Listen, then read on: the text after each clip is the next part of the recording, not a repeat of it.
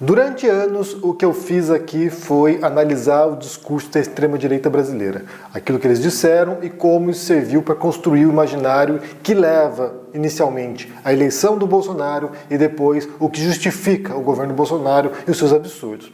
E aí, em 2018, rapidamente fomos identificando aqui, quando eu falo fomos, tanto aqui no canal como em outros canais progressistas, fomos identificando alguns influenciadores aqui no YouTube que ajudaram nesse processo de construção desse imaginário. Então havia, em grande parte, o Olavo de Carvalho, que era a figura centralizadora dessa mensagem, alguém que propagava inúmeras teorias falsas, conspiratórias sobre o Brasil, sobre o mundo, e que distorcia completamente a realidade em seus livros e nos seus vídeos. E aí o Olavo de Carvalho servia como esse referencial, como esse ponto focal de onde brotaram vários outros comunicadores, muitos deles no YouTube, e que foram usando essa plataforma aqui para propagar essa mensagem e ajudar a construir uma revolução conservadora ou uma nova direita brasileira que foi levando depois para a eleição.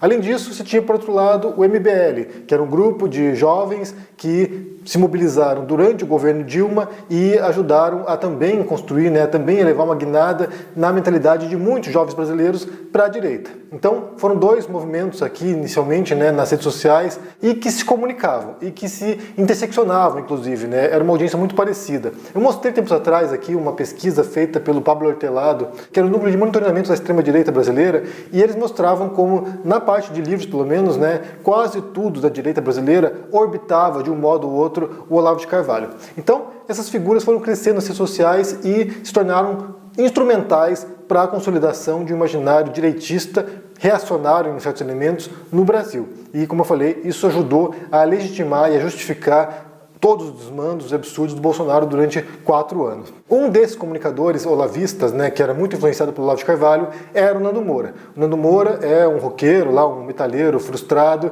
que cria um canal no YouTube para atacar Dilma, principalmente, e cresce ao longo dos anos atacando influenciadores progressistas. Então ele foi alguém que compreendeu a linguagem do ódio, compreendeu a linguagem do ataque, inclusive. Então, assim, ele escolhia ali algumas figuras, ele singularizava algumas personalidades, como Cauê Moura, como a Juju, como Jojo Todinho, como, alguns cantores, Anitta, por exemplo, ou Pablo Vittar, ou, a Pitty. Pegava essas figuras da cultura brasileira, do debate público, singularizava e fazia vídeos difamando essas pessoas, atacando essas pessoas, xingando essas pessoas, usando toda uma retórica, todo um discurso olavista para isso. E ele se tornou, ao longo desse tempo, como ele se autodenomina, o maior canal conservador brasileiro.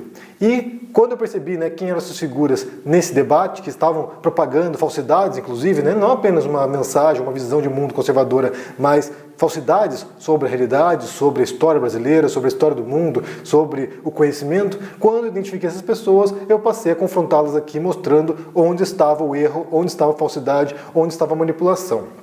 Vocês sabem que recentemente eu lancei um livro, que esse aqui, Como Vencer um Debate Tendo Razão, pela Planeta, e nesse livro aqui deveria ter, no começo aqui, uma homenagem, uma dedicatória, tanto para o Olavo de Carvalho quanto para o Nando Moura, porque se eu passei a pesquisar mais profundamente sobre falácias lógicas, foi por causa deles, porque eles faziam vídeos aqui com várias falácias lógicas, argumentações falhas, argumentações errôneas, e eu comecei a confrontar esses vídeos deles, mostrando ponto a ponto onde estava o erro de argumentação, onde estava o erro lógico, Já havia estudado lógica anteriormente na universidade, fiz filosofia, vocês sabem disso, já havia estudado na universidade, mas quando eu chego no YouTube aqui, começo a perceber esses erros de raciocínio, passo a me interessar mais e fui investigar mais esse tema e estudar falácias lógicas com mais profundidade. Então esse livro aqui surge, à sombra, em grande medida, do olavismo, ou seja, figuras que usavam de erros argumentativos para distorcer o debate e manipular as pessoas. Por que eu explico isso? Por que eu faço a introdução longa aqui para explicar o que está acontecendo?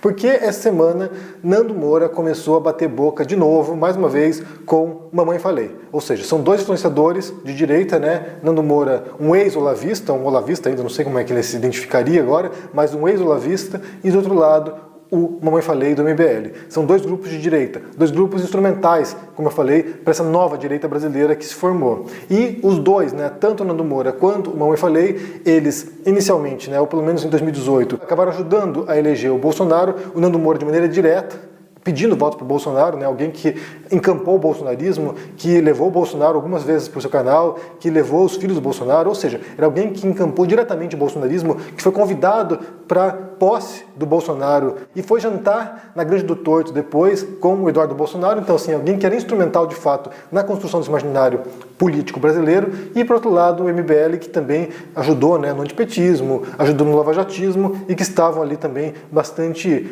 numa simbiose, né, nesse processo. Então esses dois, primeiro, ajudaram a construir o imaginário bolsonarista e depois romperam com o bolsonarismo. Tanto o MBL quanto o Nando Moura romperam com o bolsonarismo e passaram a criticar ao longo desses anos. E aí, como consequência disso, essas duas forças, o ex-olavista e o MBL, acabaram fundindo a energia e fundindo as forças em torno do Sérgio Moro e de uma terceira via. Então, assim, a tal terceira via que a gente ouviu tanto ao longo da campanha eleitoral, né, que seria o Sérgio Moro possivelmente, mas alguma voz aí de direita para poder enfrentar tanto o Bolsonaro quanto o Lula, estava, em grande medida, sendo impactada ou sendo apoiada por essas duas figuras, Nando Moura e Mamãe Falei, ou MBL como um todo. Embora, na verdade, né, no fundo ali houvesse uma amistosa rivalidade entre eles. Né? Nando Moura havia debatido Mamãe Falei em algumas circunstâncias, inclusive num debate que foi mediado pelo Alan dos Santos, o foragido da justiça que está nos Estados Unidos agora, né, do Terça Livre, e depois presencialmente no debate ao vivo. Né? Mas havia essa rivalidadezinha entre eles, até que enfim, quando surgem os áudios do Mamãe Falei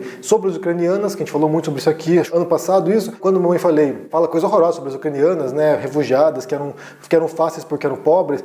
Quando o Mamãe Falei publica esses áudios, o Nando Moura rapidamente, né, é um dos que vem a público aqui condenar a postura do Mamãe Falei, do Arthur Duval, condenar a postura dele e apontar o dedo, assim como muitos outros fizeram, né, mostrando quão absurdas eram as falas do Arthur Duval. Então, acontece que essa semana essa polêmica voltou, essa história voltou. O Arthur Duval publicou um vídeo no canal dele, um vídeo antigo na verdade, no qual ele dizia que o Nando Moura não era amigo dele e o Nando Moura fez uma série de vídeos rebatendo aí e ficou aí no bate-bola, numa tretinha virtual.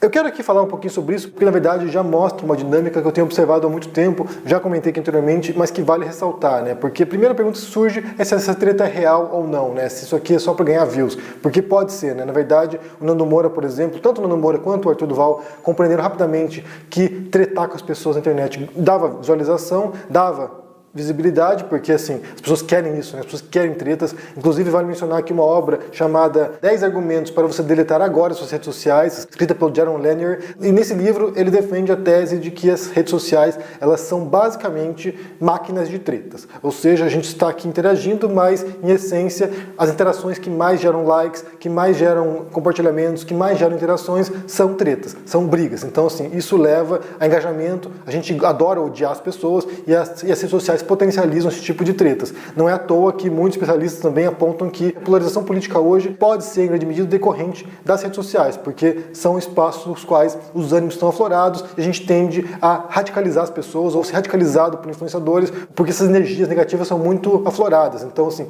as tretas geram visualizações, geram likes, geram engajamento. Então, a dúvida que surge é se essa briga agora entre os dois, na verdade, né, entre o Nando Moura e o Mamãe Falei, se isso aqui não é apenas para gerar engajamento, ou seja, eles vão lá, fingem que estão brigando, um ataca o outro e depois fazem as pazes, como já fizeram anteriormente, fazem uma briguinha aqui virtual de modo a movimentar a audiência e gerar visualização. Eu não acho que seja isso, mas pode ser que seja, né? Na verdade é muito difícil saber o que passa nos bastidores. Então a primeira pergunta que surge é essa: é real ou não é? Eu acredito que seja, mas certamente isso ajuda a movimentar os canais e a movimentar a audiência. Isso inflama, né? Isso traz visibilidade para as pessoas. A treta no YouTube, ela é tradicionalmente um modo de você ganhar novos inscritos, de você ganhar visibilidade. Então pode ser que tenha a ver com isso. Mas pode ser que seja realmente autêntica e eles tenham usado aqui a internet para lavar roupa suja. Mas um ponto que vale mencionar nessa história aqui tem a ver com quem tem razão nessa história, né? Porque assim, embora eu discorde do Nando Moura em 99% das coisas que ele diz, nesse ponto em particular ele tem razão, porque ele está questionando aqui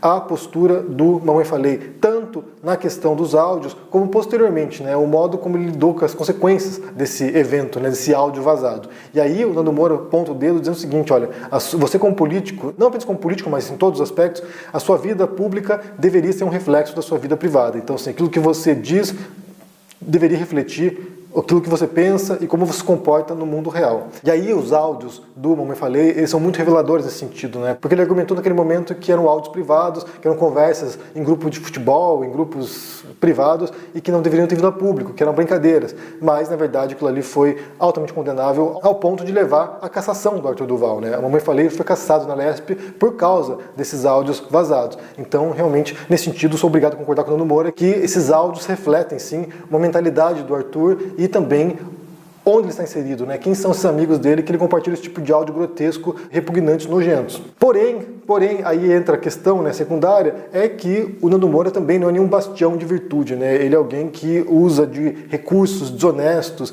de táticas argumentativas, inclusive, né, desonestas para tentar destruir seus opositores, inclusive com insultos, com palavrões, que aí é uma tática bem olavista mesmo, né? A gente fala aqui de um procedimento, ele segue a cartilha ali, ipsis literis, do olavismo, porque o Olavo de Carvalho tinha noção, né? Ele dizia, repetia isso, que o insulto muitas vezes era uma expressão de autenticidade, de revolta, de ser genuíno. E claro que isso é um absurdo, né? Se você tem argumentação, se você tem ideias sólidas, ideias formadas sobre alguma coisa, você não precisa insultar ninguém, você não precisa atacar ninguém diretamente, você não precisa difamar ninguém para isso. E aí entra a questão do MBL, que vale mencionar aqui que eles têm um mérito, pelo menos, né? Se a gente for pensar que algum mérito do MBL, é que eles pelo menos fingem que estão abertos ao debate e eles tentam argumentar ou tentam montar suas ideias sem ofender o seu interlocutor. Então, por mais que eles tenham ideias equivocadas ou ideias frágeis ou posições que são questionáveis, o modo como eles procedem no debate público me parece, pelo menos, né, pessoalmente aqui, que é muito mais saudável em certos elementos do que o modo como os olavistas procedem ou ex-olavistas como o Nando Moura. A gente pode criticar o MBL em várias frentes diferentes aqui, mas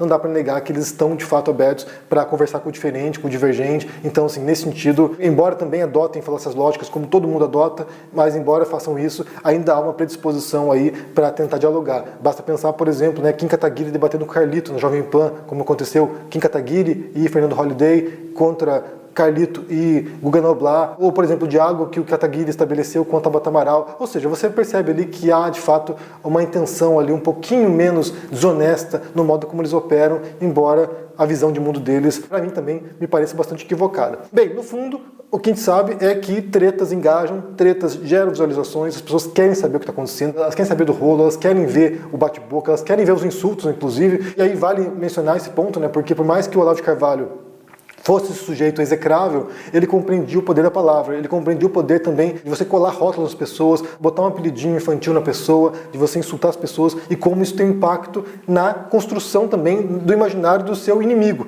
que esse é um outro aspecto importante, porque eles não veem os outros como adversários, eles não veem os outros como se fossem, sabe, legítimos participantes do debate democrático e político, mas sim como inimigos a serem extirpados do debate, pessoas que não têm direito nem sequer de existir nesse debate. E isso também é muito perigoso, e isso também reflete um momento, né? Também reflete um momento nas redes sociais e reflete um momento no jogo político atual. Então, de fato, ver essas pessoas e o modo como elas operam nos ajudam a compreender o que deve ser feito e o que não deve ser feito quando se trata de argumentar e defender suas ideias.